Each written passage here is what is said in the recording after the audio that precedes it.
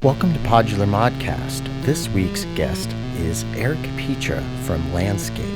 This is Eric's third time on the show, and he is back to talk about moon. Last time he was on the show, he was talking about noon, but now we have moon, which is kind of like the new noon for the new moon. That was a really cool joke.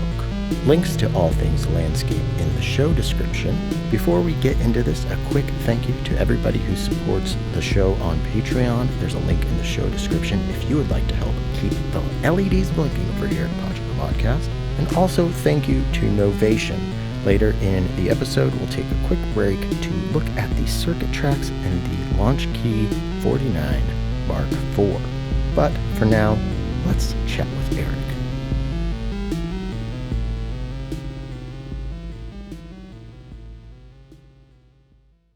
Well with this computer microphone. I can, yeah, and it looks like your waveform is picking up nicely, and actually it looks like our waveforms are similar size, so that's going to be good for editing. Excellent. Eric, welcome back. Thank you. Thanks for having me, Tim. Yeah, absolutely. And last time you were on, it was I think we were around the same kind of stage of you releasing Noon.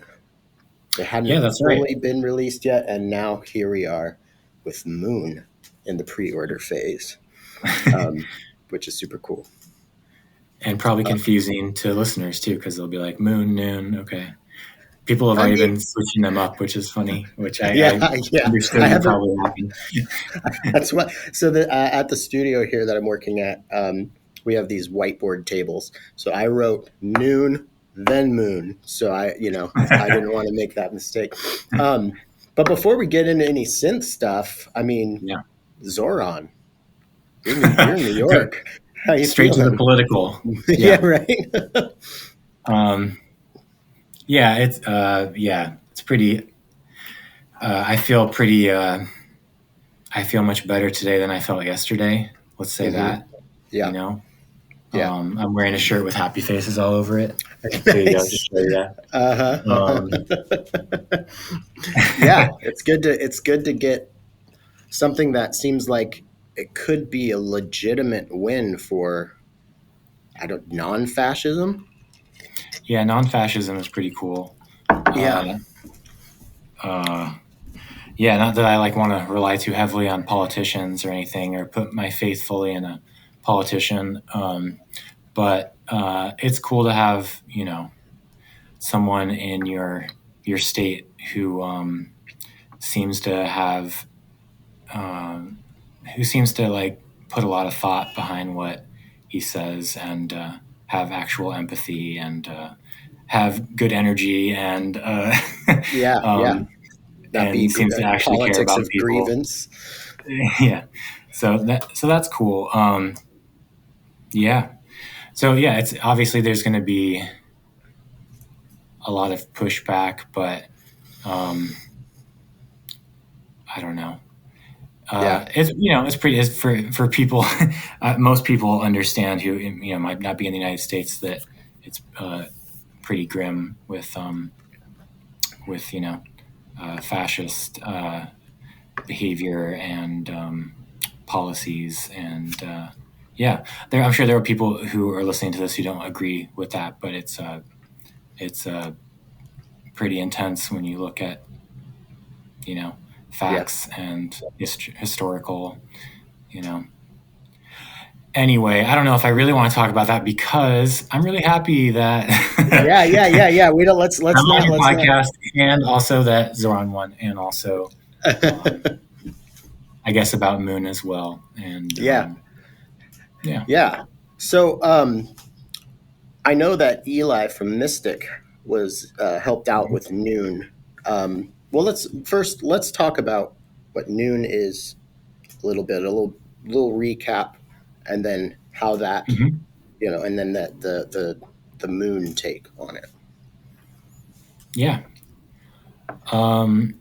So Moon happened. You're kind of like how Noon first started, right? As a recap on that, just like the beginning stages. I think that Yeah, just like I probably generally said what it this. is, and yeah, and then what, and then Yeah. how that led you into Moon. Yeah. Um, the way Noon started was because me and my coworker employee Aaron Van Zant were talking a lot about like a feedback drum machine. I think that's probably like how the sort of like seeds of the idea started, I would say. And we were talking about a slider only interface, and then I was thinking about how these are probably some things I would have said on the last time I was on, but Mm-hmm. how you're taking, with analog synthesizers, you're taking electricity in from the wall and then essentially sculpting that into something that works for your audio needs, I guess. And and how with like an analog synth that I think what a lot of people like with analog synthesizers is actually their instability when it comes down to it. And that's just like um, the organicness of listening to electricity or whatever. So I was like, well, how do you make like a more lo-fi version of that? And then I was thinking about all of the different CV and gates the kids are using nowadays, and it's just sort of all over the place. And thinking of those as miniature power supplies. And I like the idea of using multiple power supplies and momentary ones, and listening to um, power cycling of circuits. Do think and there's some nice sounds available there. So I didn't think, I didn't know if it was really like a possibility to get, something that interesting. But then I ran it by Eli from Mystic Circuits, and I know he was working on a lot of passive stuff. And Mm-hmm. as a disclaimer for people listening, Noon is like quote unquote passive, but it is obviously utilizing power from CV and gate voltage.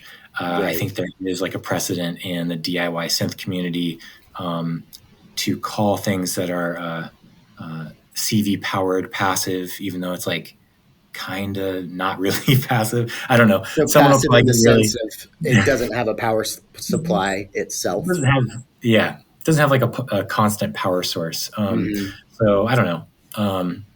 For lack of a better term, we'll just call it passive. I like it. That probably upsets some people, but that's okay. Um, It's the and internet. What can you do? it's the internet, and also I'm not all about saying things perfectly correct. I'm not like yeah, I'm not well versed on all things either. Um, so yeah, I like that idea, and importantly, Eli had worked on a lot of things that were within the same range of either passive or CV powered small circuits. And so he seemed like the perfect person to ask about these things. And so, yeah, we just went back and forth for a year and a half. And he really, um, provided some really amazing backbones for circuits. And so, or like sort of the um, general construction of how we could even make this happen. And then after, and then I would just mess with those ideas that he would send me and do things wrong. And then he would tell me if it was right or not, or what we could get away with, and then move on from there. So then with Moon, long story short, Noon is is like kind of a large instrument for something that is passive or momentarily powered with control voltage, it being that it's a very lo-fi sort of thing, right? So it's kind of interesting to have something that's so sort of involved in a way with a decent amount of controls and buttons and everything that is passive in this way. So I've always thought like, oh, it would be cool to have like a smaller one. Of course, I started working on the smaller one, and that got even a lot more knobs. Well, now I've switched to knobs and input attenuation for voltage, and so it does have a lot of controls on it, and in some regards more, in some regards less, because it's half as many channels. Moon Mm-hmm. has 4 channels. Noon has 8 channels originally. Okay. and just sort of going from the basis of some of the circuits that we had in Noon, and then making some edits there to try to see what else I could get to and we could get to, and then running that stuff by Eli. And this is what we arrived on. And yeah, I don't know. I don't know if that sums it up. That's perfect. So you can kind of think of Moon as like a smaller footprint, you know, little brother, but with some, with some small edits. Yeah. Now, is it rackable in a Euro? Is it a module? Like that's something I've been like, because I see it like out, it looks like a module, and then I see cables coming out from what looks like the back panel underneath. Right. Mm-hmm. It's not. It's just that's like the prototype. Okay. Hopefully, I can say this safely, but I think we're moving it over to a wooden case like Oh, Noon cool. is. Okay. So we just, put out like images and audio of like the prototype, and it will sound the same. It'll just have a wood case, but I'm pretty certain, and hopefully that is true, so I don't lie to everyone on your podcast. And yeah, so it is a pretty thin construction and a pretty minimalist one. So just Do you trying to have one find. there you could hold up Yeah, by this chance? isn't inside of its case right now. It's just Okay. it's just the front panels. It's you're a little blurry for me, but it'll be fine when we upload it, and I've seen it. But I, Oh, okay. as usual, just I've talked about this a lot, that there are just certain instruments that when you look at them, you may not even know what they are or what they do, but you look at them and they just invite you in. Like, I want to play with that. And I feel like all of your stuff is exactly that. It's like, I don't know what that is, but I want to play with it. It just, so yeah, the aesthetics and stuff. I love seeing the progression from, the early stuff, and how you have kept that DNA and that, what makes a landscape instrument. It's, if you see a landscape instrument, it's a landscape instrument. But you have it, you've like refined it, and I don't know if refined it's the right word, but yeah, just growing with the aesthetic, and see the aesthetic grow. But I don't know, it's tip Thanks. of the cap there. Yeah. Appreciate it. Yeah, I think what I'm trying to do when working on the interfaces and instruments is I it is subjective, but I want them to. I hope that they are as inviting as possible, Mm-hmm. and in a way, I do think that's a bit manipulative, because it can like change your response to things you're hearing, I think sometimes, but I hope that like if it does feel inviting, and I guess a decent amount of people have told me that they do, that you'll just spend more time with it, hopefully. And or maybe, if you, I'm just saying that because if you have like a really frustrating interface, obviously, or something that's overly complex, I do think sometimes it can end up sounding worse. Yeah, And I don't, I can see I that. don't, I also don't think that the instruments that I'm making yet sort of could be defined in that way or lend themselves to that yet, because I think that's, if I had like a full featured synthesizer, let's say, I do think that when you start to deal with instruments of that sort of, let's say caliber, if caliber is even applicable, but Mm-hmm. when you start to deal with something that has like an increased complexity, then you really have to start to focus in on that stuff. I think still with all the instruments I've made are just really very simplistic. But I do want to make things that are sort of simplistic, but also offer complex sounds, or sort of really highly textural sounds, or unstable sounds, so complex in that manner, or gestural interaction that leads to a complex sound. I think that's really fun, to not have to try very hard to get somewhere that is texturally complex or interesting in that way. And yeah, I don't know. Well, yeah, I think your approach to instrument design, and I think it's how do I want to say this?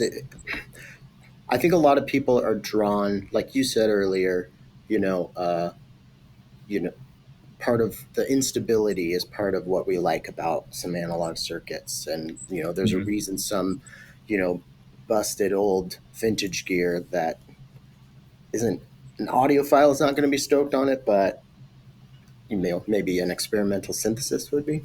I think Yeah. we're all people like us are drawn to that, not just because, but one of the coolest things about working in this realm is the happy accident, the stumbling upon something and then Mhm. chasing that down once this is cool. And I feel like that's your stuff's really seated in that playground. Um, Yeah, that's my favorite thing, mhm. with all and with music. And also, uh, I feel like I probably am a bit of a broken record, because I may have said this on the on the last podcast. But people. I guess people have their things, but Yeah. I I do find that with the creative process and with music, that that's it. Just like stumbling upon like little magical instances is where it's Hmm. at. Like Hmm. that's it. Totally. So I guess I'm pretty simple in that way, and like that's my mantra, is just is like that's those are the things I really love. And so I think that the I hopefully, or maybe, that like the other works, or other works, the other instruments that I have worked on,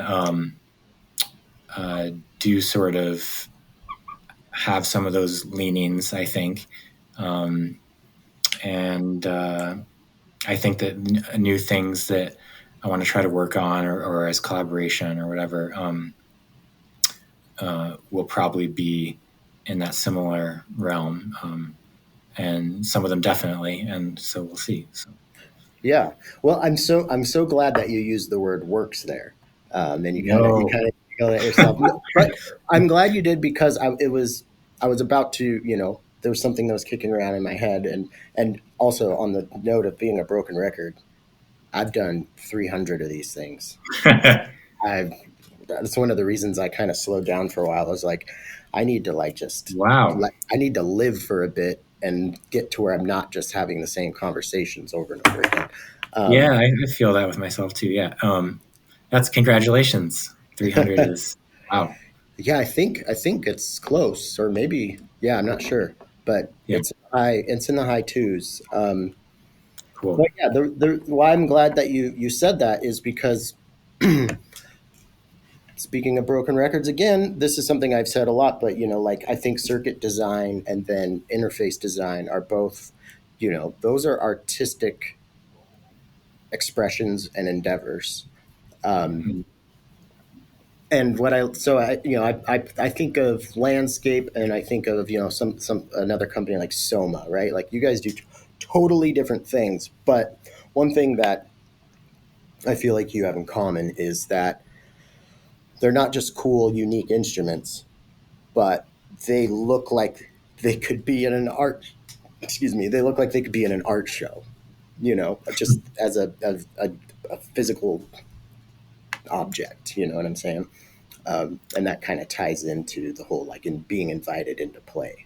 Uh, Yeah, so, thanks. yeah, and so I with that, like, I want to talk about some of your past, present, or is there any like type of activity or media that is a huge inspiration for you, whether it comes to circuit design, what you want an instrument to do or the aesthetics. You can kind of, if those are all three different things, I'd love to hear about all that.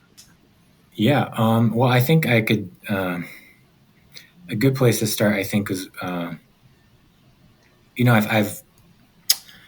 would say that there are a lot of different designers that really I loved any design in the past that was really colorful.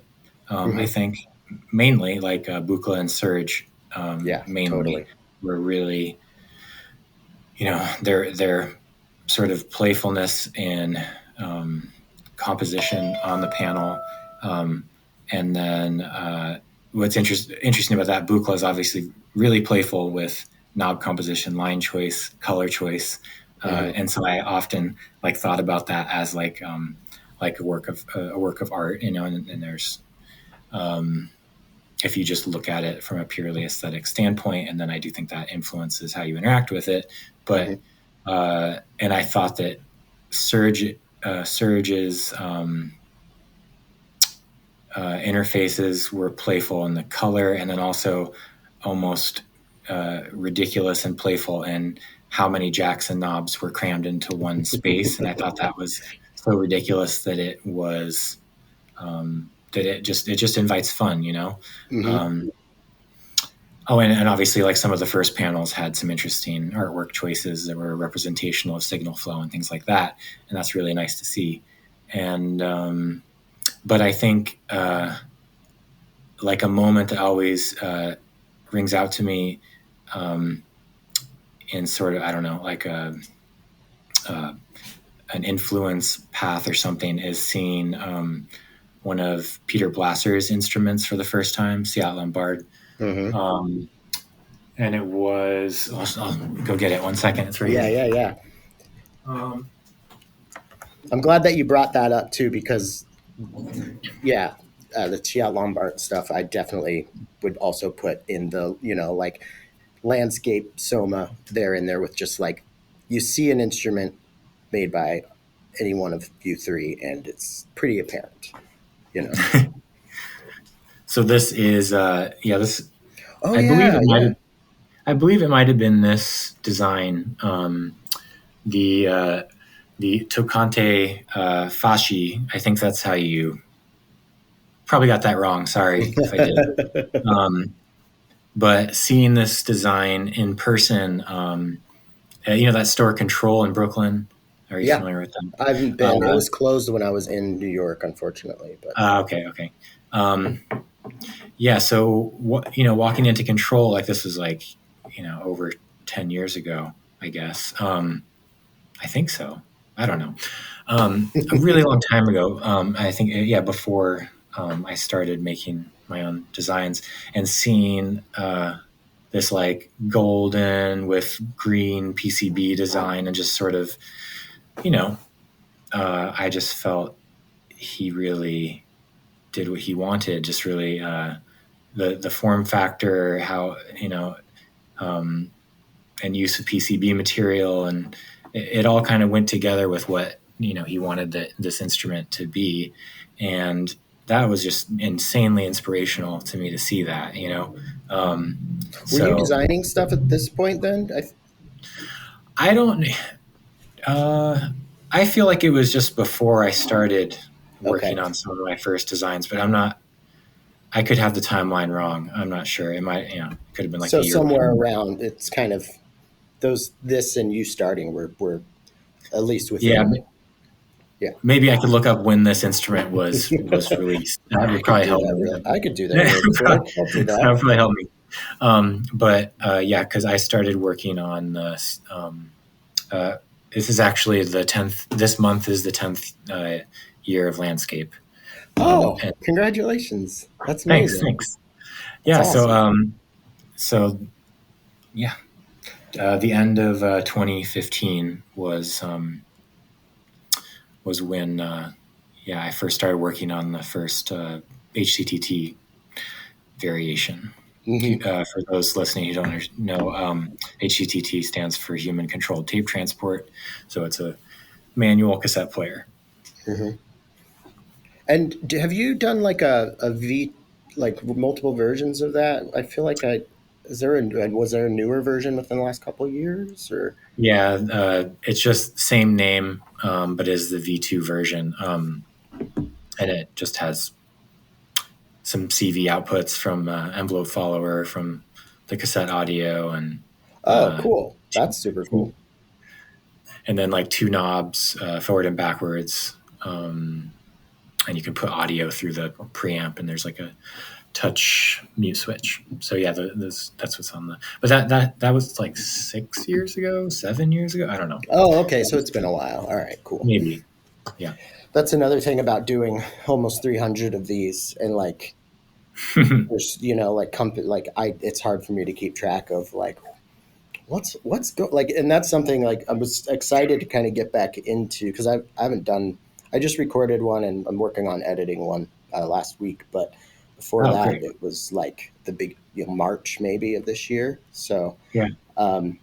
but I'm like I have no idea what the state of like the modular synth company community is.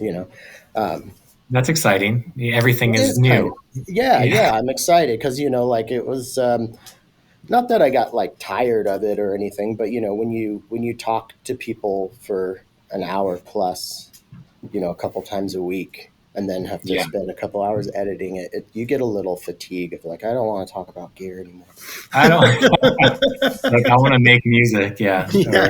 Or something else. Anything else. Yeah, I'm sure you get that way sometimes, right? Like probably at the end of a long day of troubleshooting, just like I need something else in my brain. I don't know. I'm pretty nerdy, so Yeah. no, I'm not immune. I'm not immune. Yeah, I'm sure that I do. Right now, I'm like really excited about stuff, so I'm like, oh, does that ever happen to me? I don't know, but yeah, I'm sure. Sorry, I totally derailed that. Okay, so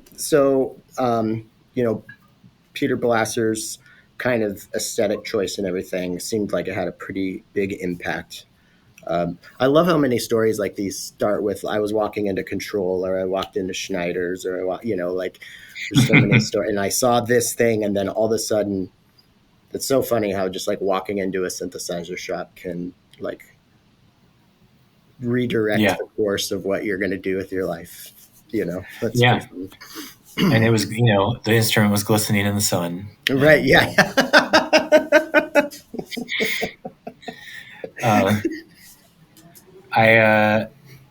And I think,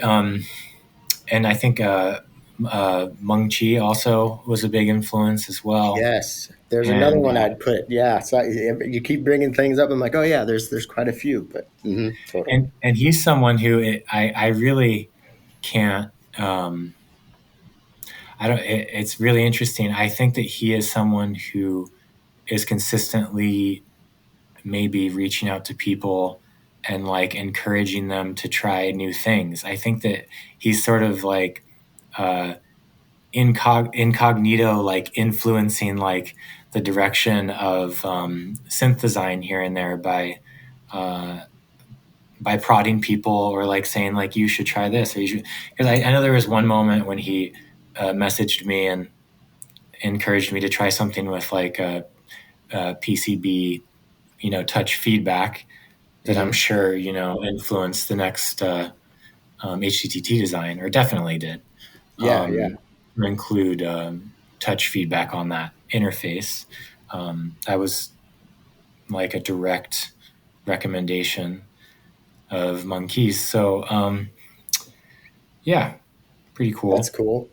Yeah, that's somebody I would love. I think I've reached out, but it was a long time ago. But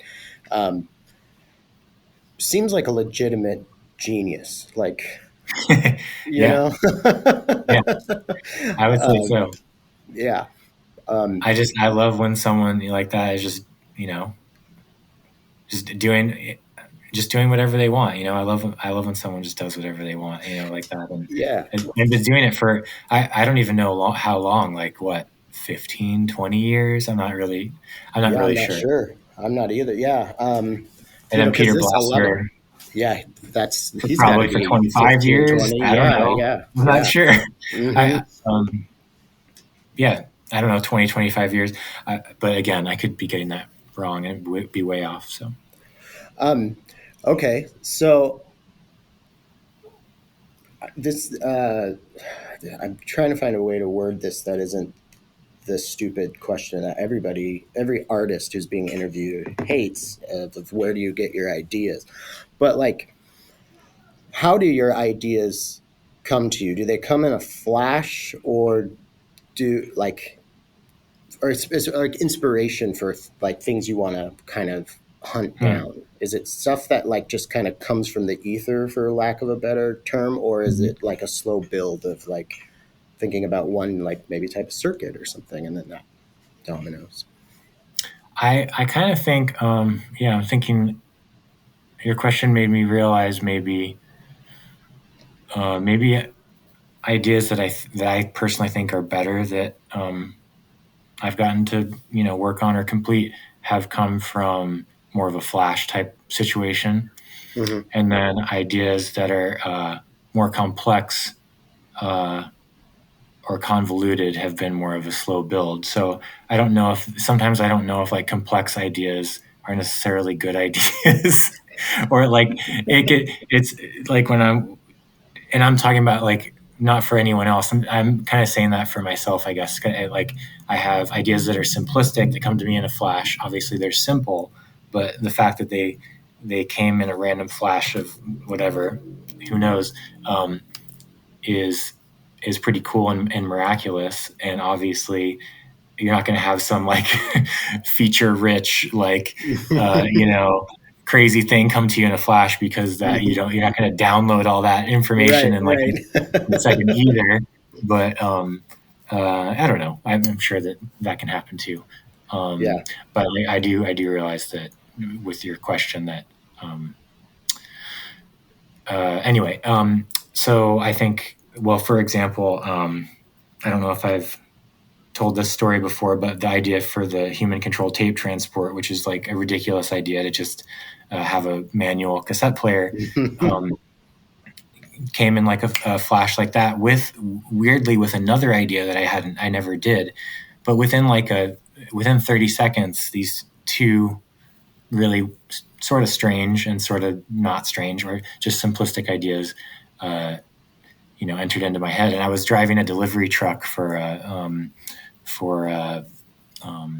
set building company that I worked for, a visual merchandising company that I was uh, working for, and just sort of pulled off to the side of the road and wrote down the two ideas, one of them being the HCTT, and then continued on with my job of delivering some wood or whatever.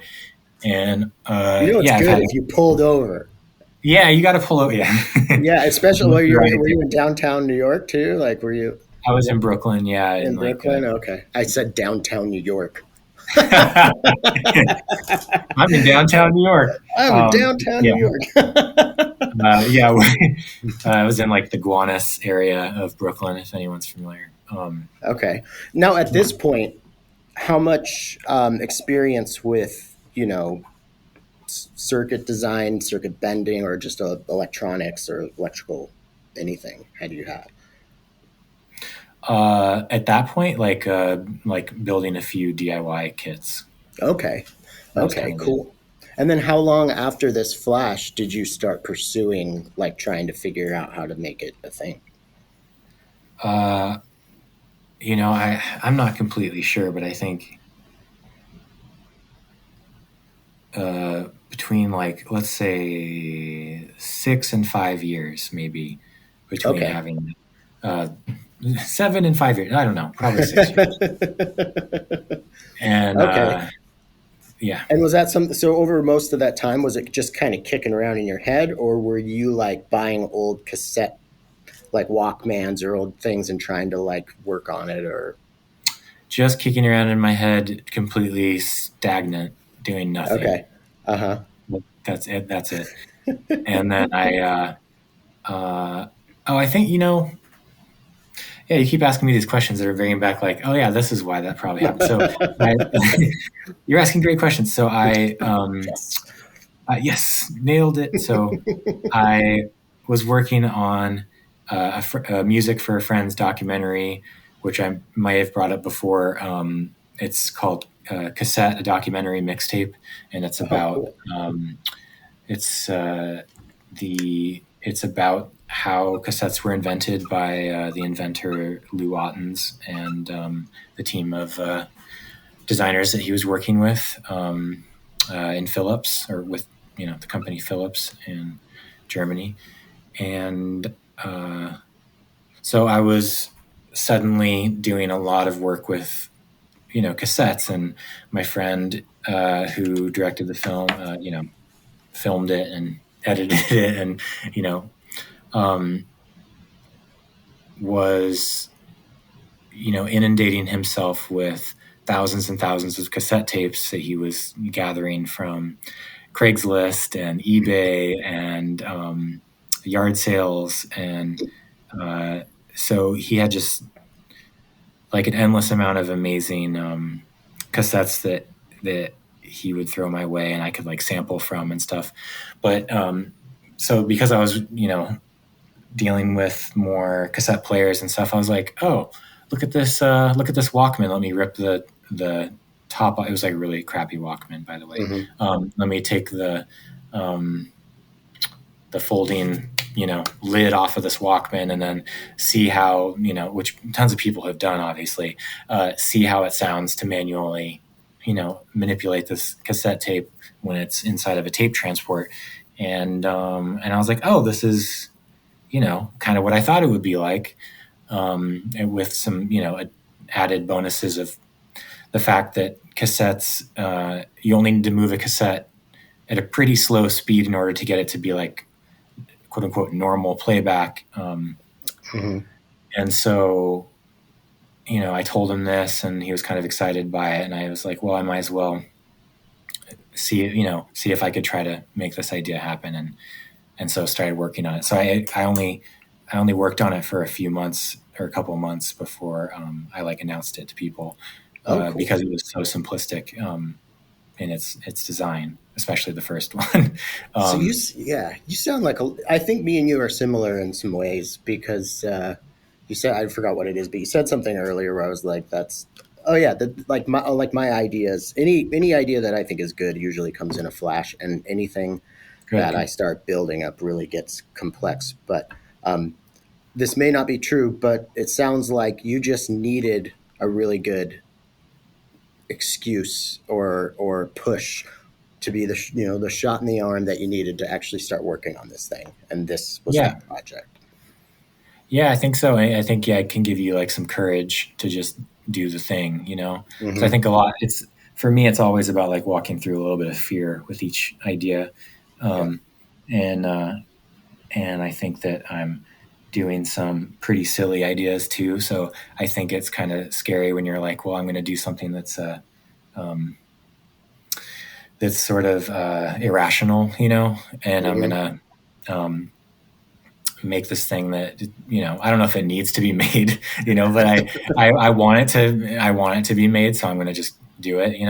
I mean, people obviously like it because you see them around and they're still being made. Yeah, that part. Yeah, that part's cool. Indeed. So yeah, I don't know where I was going with that, other than just how you got started on working on it. And yeah, I think just a push is really helpful from people. Yeah, having people close by that like can say like, oh, that sounds pretty interesting, you should do that, or like, oh, I'm super excited about that. Obviously, if you're surrounded by people who are like, "The fuck are you doing?" it's not going to really work out very well. Unless you're driven by spite and you just want to prove them wrong. Which, unless that's the case, investigate that maybe a little bit. Sit down. Yeah, be a hermit and walk through spite. Yeah. Okay, so this is a classic Tim. So this might be a really bad idea, but I guess I'm pitching you an idea of like a take on HTTC. Is what if it was that had like a momentary and then you decided when the played. Would that be cool? I could edit this out too. It's just one of those It, things that popped in my head. yeah, it could be cool. And I'm thinking about maybe making it, so we'll see. Oh, you've already thought of it. Yeah. Okay, well, that makes sense, of course. Yeah. All right, cool. Well, So I don't know if that needs to be. Yeah, if you want me to I edit don't this know. chunk out, let me know. But Is it more? Yeah, maybe it's more fun. No, maybe it should be edited out, because what if I never do it? yeah, but you could have a bunch of people say, "Hey, I heard you say this on PodMod," and that would be cool. So, well, Yeah. but yeah, you have final say. You let me know. Um, To the listener, I have zero power in this. Okay, no matter what I say to Tim will not listen to me whatsoever, and just put it out anyways.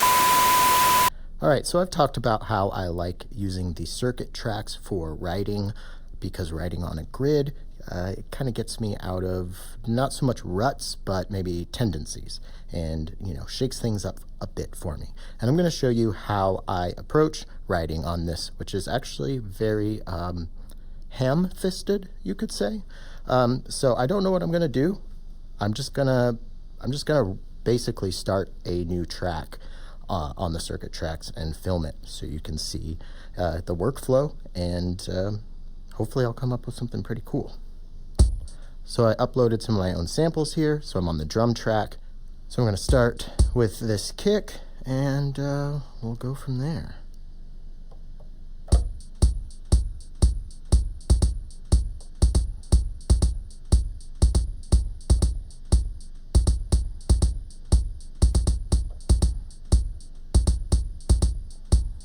So that's kind of awkward right now, but I like to leave it awkward and then see what I can build around it.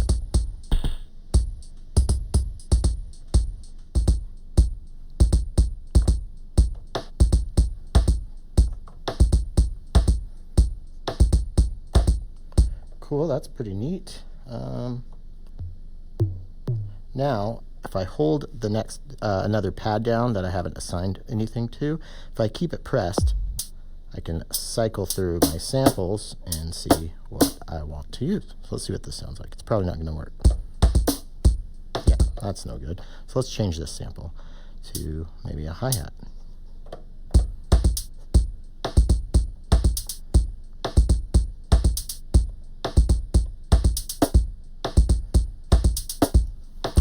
That's pretty cool. All right, usually I would fill out the rest of the drums, but let's go to the synth.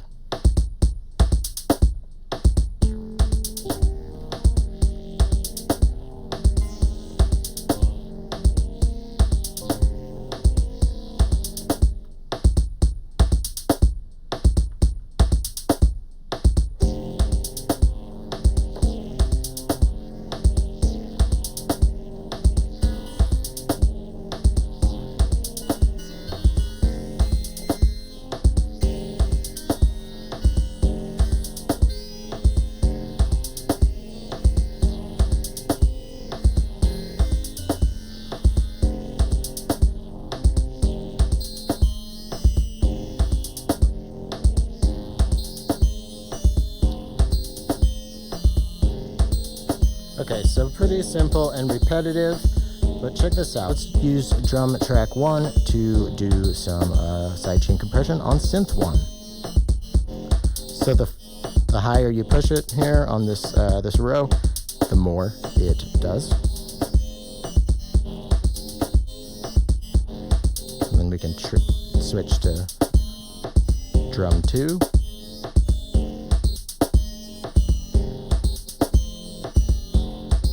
We can go in our mixer view, just turn stuff off.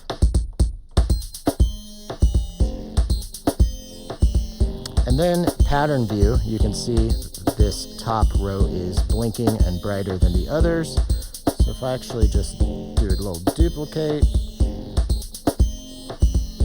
Now, if I'm in my patterns here, I can just push that again, and now I've copied it, and I usually do that. I'll make one row, copy it, and then I'll go to the second row and go and switch things up a little bit.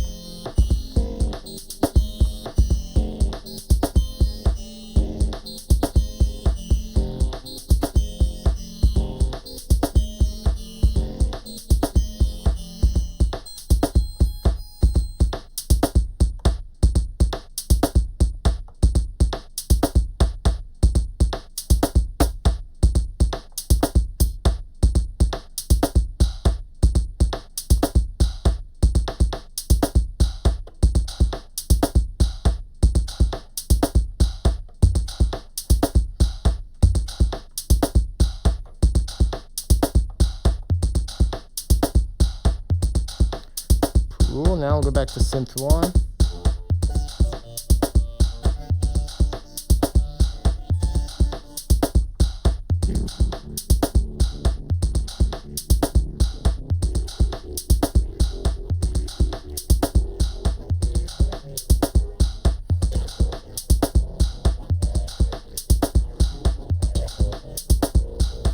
So if we go back to our pattern view here,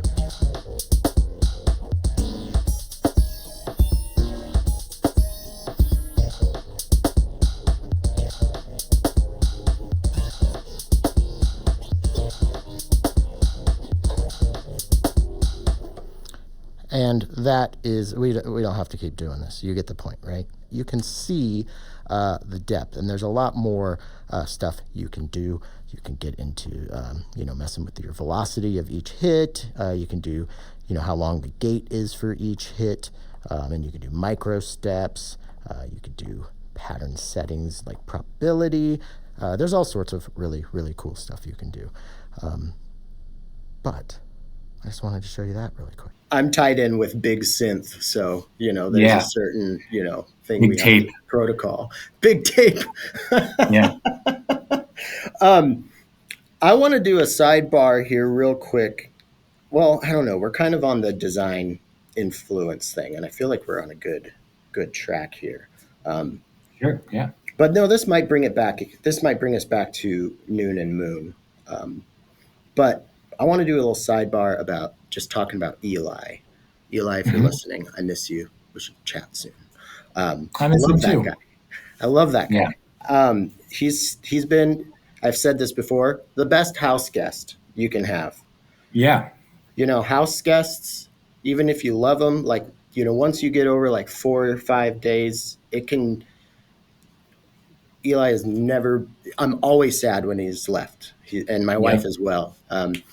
Just the best. Very conscientious person. Totally. And funny, just it's the whole package.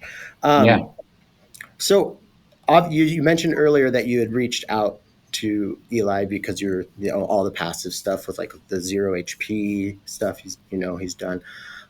What was your relationship before? Was it like just kind of knew each other through trade show type things, or were you buds before that? I think it was, just trade show. Yeah, I'm trying to think the first time.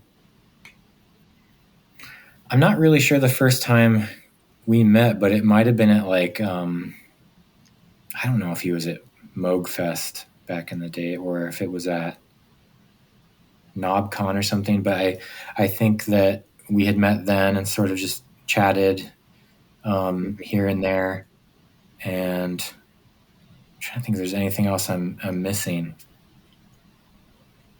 I don't know. I feel like he was at, man, what was it? I'm probably not going to remember it right, but I'm pretty sure he hits up most of the trade shows, so I think he's or has been in the past pretty active in all of them. So and also has the most amazing booths. I love his like party favor stuff that he hands out. Like when he came to Seattle, he had these like kaleidoscope, like thick kaleidoscope lens glasses, and then he did the Mystic 3D like cardboard. Always got some weird little trinkets and stuff. Not afraid of color. Just not afraid of color. Embraces all the color. So it's awesome. So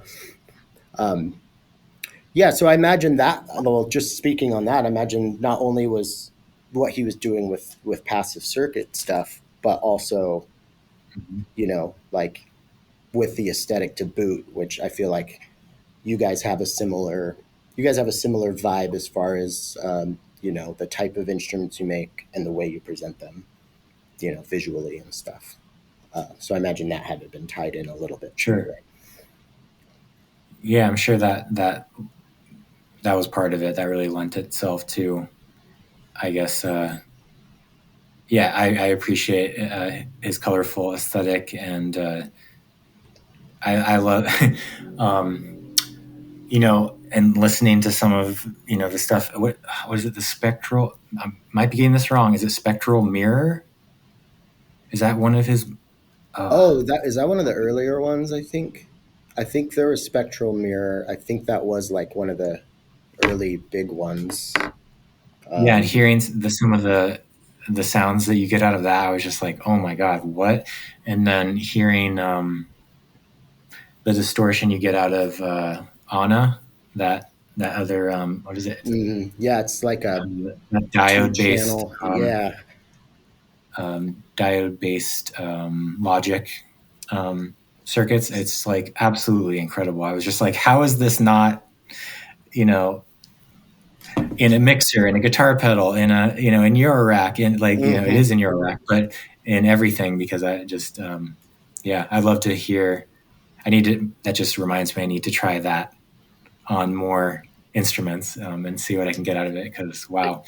Uh, so yeah, seeing some of the stuff that he works on, and how he is super focused in on um, accessibility. So like he has like even like on the website, he has different categories of modules, and so one is like the largest and most expensive, and it goes down from there down to like the 0 HP stuff, which hmm is very affordable and small and simplistic and passive, obviously. And Um, super useful. The so LPG it's is super amazing. useful. Yeah. Yeah. Yep. The passive LPG 0 HP. Yeah. hmm Yeah, I've got a couple of those, and just the regular VCA ones. Um, Yeah. yeah, especially Yep. like with something that is cost restrictive as modular. Like Yeah. that was one of the things that drew me when I was early getting into modular. Like, you know how it is. Well, maybe it wasn't like this for you, but like I just got the Euro crack, it, addiction, and just I wanted all the modules, but I didn't have, Yeah. when they're $300-400 a piece. It's like, but yeah, he was selling in as kits at Patchworks in Seattle, Yeah. for like $20. So not only did I have a Yes. fun little activity I could do, but I got a Yeah. sweet deal. Um, Yep. yeah, it's the Spectrum mirror. I just looked up. Yeah, Okay. Spectrum mirror. Yep.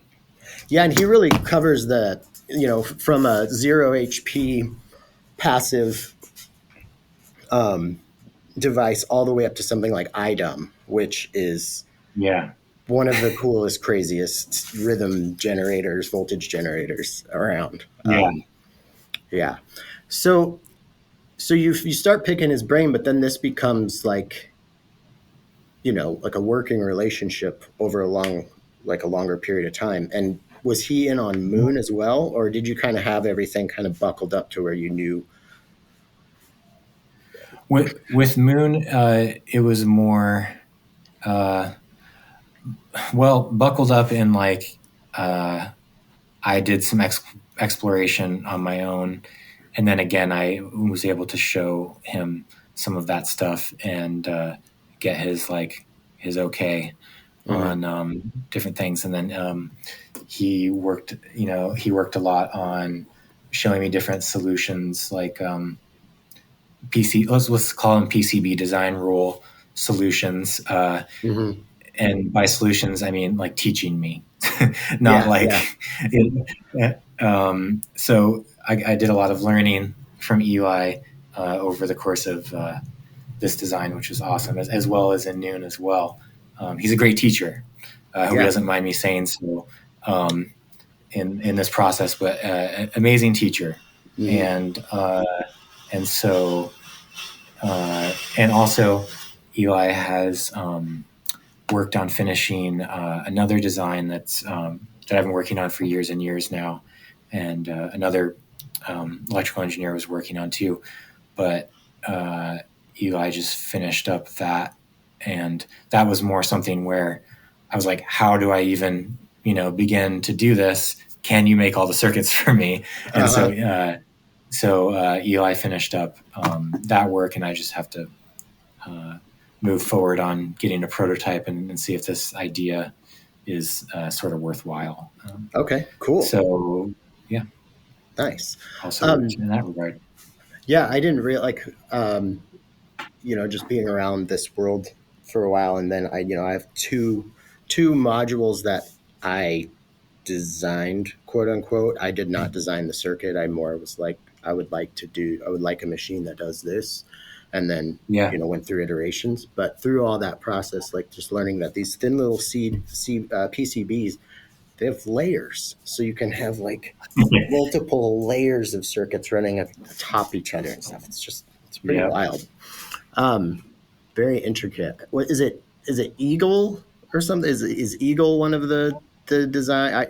I was thinking about trying to get into that, but that actually brings me to this question. Like, go ahead. Oh, I guess Eagle's getting phased out. I've heard. Is?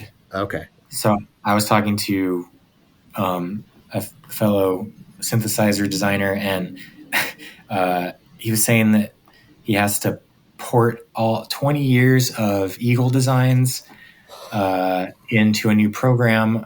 I'm not sure how he's accomplishing that, and how it didn't seem like he was happy. Let's say let's say that. Awful. Yeah. Oh my God. Yeah. Wow.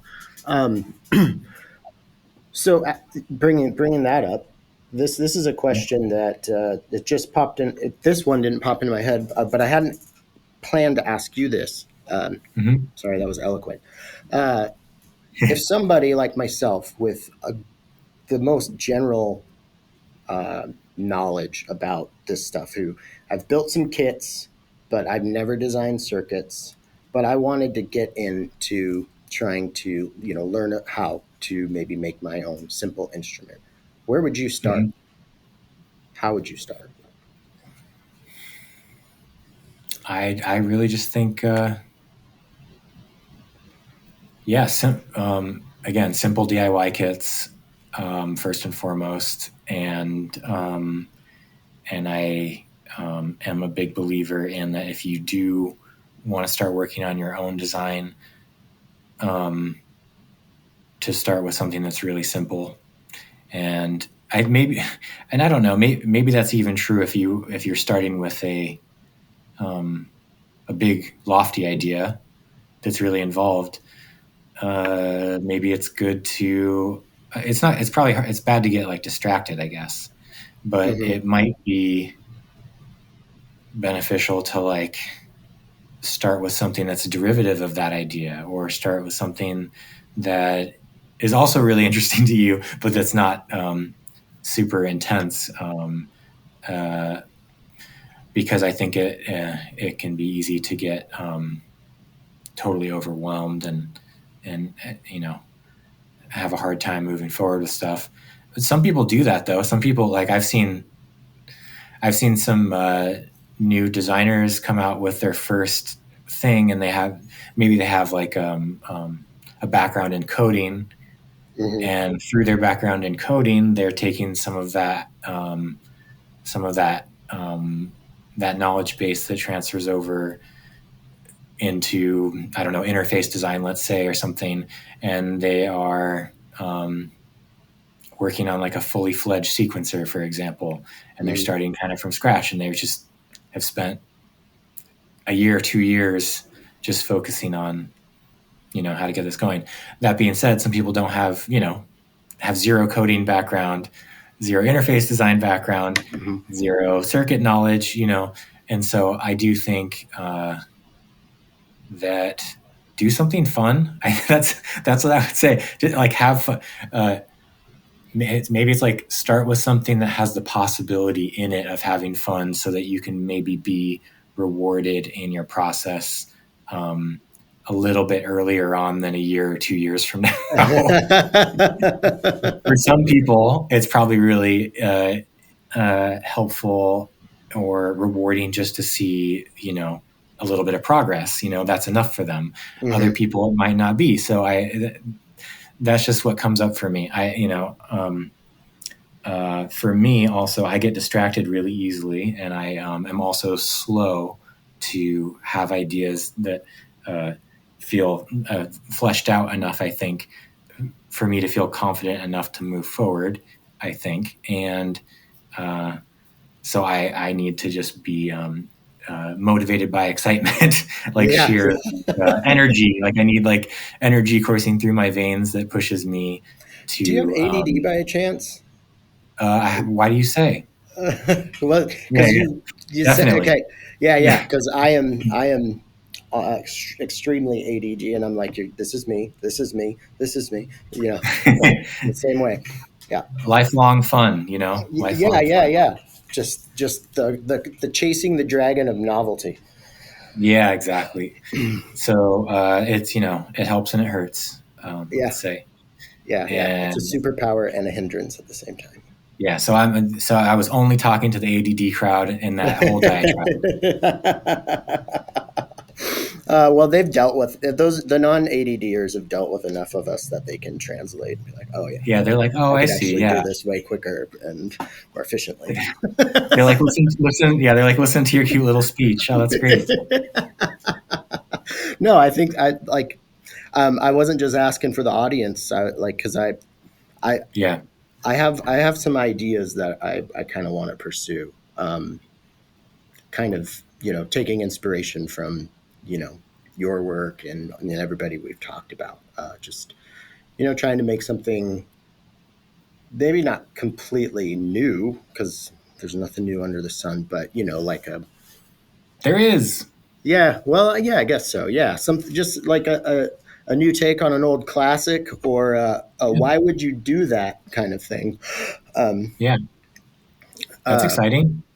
Yeah, I want to pick your brain about something, but I'll do it when we're done recording here, because I don't want to use up your time, which we only have about 9 minutes before an hour's up. Oh, wow. Cool. Yeah. I want you to be able to get, anything in this last little bit of time that you were hoping to talk about or anything like that. Yeah, is there anything about Moon that we haven't covered that you would like people to know? Oh, sure. About Moon.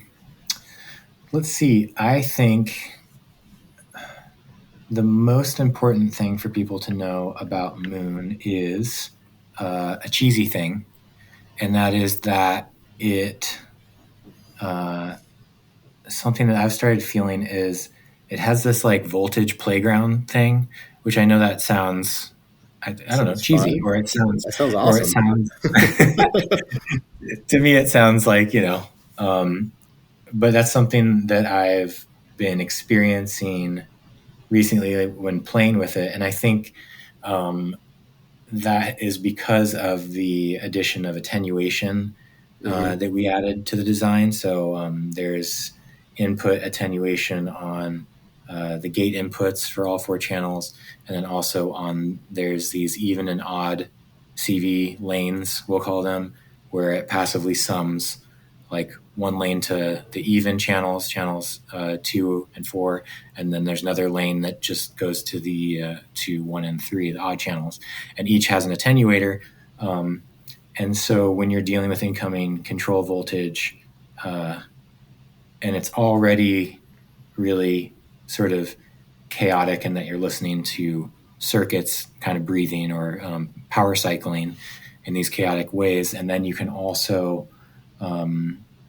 sort of energy starve or voltage starve those circuits a bit more, and sort of feather in voltage, or take it away or attenuate between channels as well. It allows for all like additional pockets of sound that you kind of aren't expecting, and big variation in pitch and sort of impact of like a drum hit. or decay. Yeah. And then when you're attenuating incoming, let's say like an LFO to the even channels or the odd channels, or like a pitch sequence, you just get such massive changes from attenuating the voltage a little bit. So again, it sort of lends itself to that idea I was telling you about, where without really trying, you have really massive changes in complexity, which again, to me, is the most satisfying. Yeah. Not trying, being lazy is the most satisfying to me. So when you It's cool when stuff just works out. Yeah. yeah. So it's like a searching thing. So it's just you're doing a lot of searching, and I always just record my results when I come across something that I'm really into or is working with what I'm working on musically. So that's sort of the idea, I guess. Record and move on, I think. Yeah. Yeah.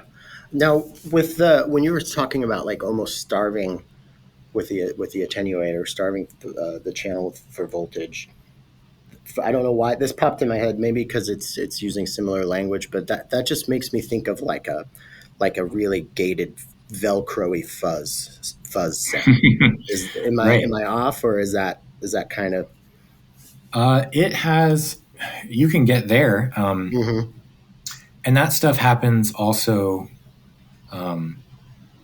just through the regular process of regular, I guess, in quotes, process of momentarily powering circuits and having controls within those circuits, because that some of that stuff is happening based on where the controls are, the individual channel controls are in the circuit's path. Okay. And then in like the feedback paths within the circuits, right? And so there's all sorts of intricate things like that are happening. And then you add additional layers of that happening between channels with attenuation, with the sharing attenuation knobs, the bigger 4 knobs at the bottom, and with the incoming, gates or whatever, what have you. That's where I'm getting at more of like the voltage playground thing, because it's just a constant balance. You're just like, oh, that's changing this. Okay, go back to here. Okay, that's changing this. Go back to here. And just weird, exciting things are happening. That sounds awesome. Actually, that makes me not to plug my one of my own designs, but I think it would be fun to play with Moon and the KEANU matrix mixer that I designed and released with After Later Audio. It's 4-channel matrix mixer, but it has 4 voltage sources that Cool. are on What board. kind of voltage sources? There are basically 2 slope. Right, you have control over rise and fall, but it has an input as they're all normal, so you can just plug something in and then you get the rise and fall control over whatever you're putting in.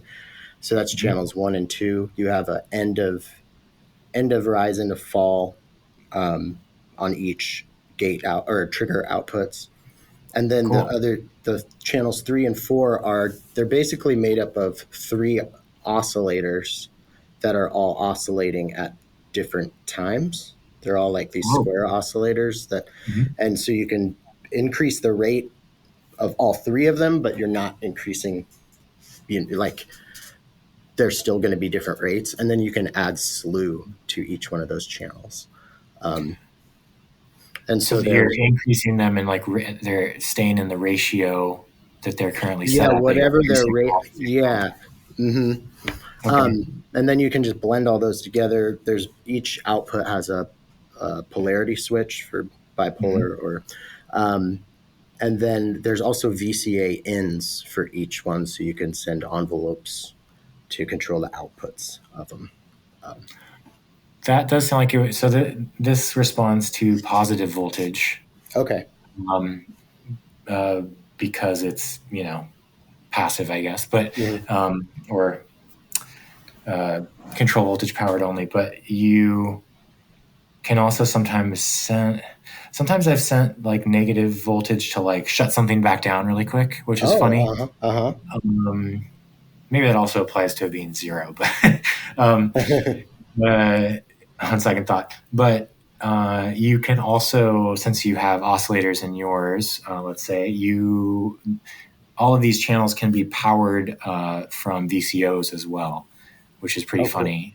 Yeah. And so then let's say that you're changing, let's say you're sending a pitch sequence to a VCO and then sending that here to power something. Then you have these analog channels being powered and reactive to a VCO power supply. And it's pretty funny because it's like imparting. It's not always like this, but sometimes it'll just impart the sound of this particular circuit over the top of your VCO. But there's this strange interplay between the two happening. Oh, so it's almost like an effect processor in a way in this regard. Sort of, but like really horrific. Like complete, like not in any way you're ever supposed to be an effects processor, which I find really funny. And the what's really fun about the channel 3 in particular is it kind of acts as like a pinged filter, and or it does. Cool. It literally does. And also you can send audio through that from neighboring channels or externally. You can send external audio into channels 3 and 4 if it's a pretty hot signal. It doesn't have to be a modular level, but it definitely should be a hot signal. Okay. And the audio is also providing a little bit of voltage to the channel as well. So then you have this like hilarious, like almost an interplay between audio rate modulation and powering the circuit a little bit more. That's cool. and you are simultaneously able to send additional control voltage to those channels via either the gate input or the CV input in order to get new, really intense effects, or both. Like it's being triggered as a drum channel and affecting the incoming audio, so it gets very mushed together and strange pretty quickly because of that. That sounds awesome. I want to run some field recordings through it or something. Yeah, that's really. There's some examples on go to www.landscape.fm/moon, and you can listen to some audio results of like I'm sending like a Volca sampler into both channels. There's examples of each, and it's kind of over the top to me sounding. Sounds like fun though. Well, this was a great way to kind of wrap this up, because throughout our conversation, you're talking about your simple designs, but here's where you see, as an observer or listener, that you're sure there might be some simplicity in the approach and some of the circuit type stuff, but the sum of all these parts is pretty far from simple. Like everything you just described sounds amazing and super unique, and not simple. Maybe not like technically complicated, but actually, there's some technical stuff in there where I got the gist of what you're saying, but I don't, really know what's going on under the hood. It's important to know that I think because of those approaches not being sort of like traditional circuit design approaches to how audio is supposed to be interacting with a circuit, you get sort of really sort of miraculous moments, like what is even happening? This is insane. And also just like really horrific moments, like where you're just like, what, like this is killing my ears. So it's funny because it really lends itself to the searching, aspect because of that. There's so many different variables at play, like what the rhythmic content of the audio is, what the volume level of the audio is, what the voltage levels of the circuit are coming in, what they are hitting against rhythmically of the incoming audio, and also interplay between channels rhythmically as well. So it's just allowing access to sort of mysterious variables to do what they will, I guess. I love it, and that's like perfectly kind of sums up, I think, what you do as an artist, as a designer. Yeah, it's I felt Thanks.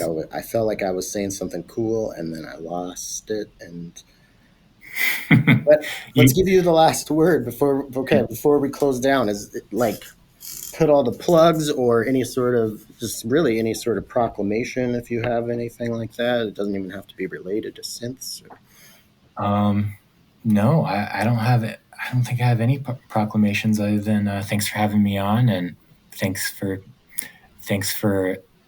people who are listening, for the people who have pre-ordered Moon. That's really amazing. And for an additional plug, that would be it'll be coming out in the wintertime. We're trying to make it as fast as we can, but just sign up on our website and our newsletter, or follow us on Instagram, landscape.fm. And our company is called Landscape, not Landscape FM, but you can call us either. Sorry. One more thing. I'd be remiss if I didn't shout out my friend here in Tacoma, Chris, aka Infradead. He runs the Tacoma Noise Rodeo, and I think he would admit it himself, just a huge fanboy of all things landscape. So yeah. I know the name. Yeah. Hello, okay. Chris. Yeah. Hi, Chris. Right on. Well, thanks again for joining us. Thank you. All right. That was this week's episode. Thank you so much to Eric for coming back. If you would like to learn more about all things landscape, please head to the show notes and click the link. Also, thank you to Novation for their support of Podular Modcast, and thank you to everybody who supports the show on Patreon. And let's not leave out the casual listener. Thank you as well. I appreciate it. This week's secret word is sphenoid. SPHENOID. If you know, then you know. Sound off in the comments. Until next week.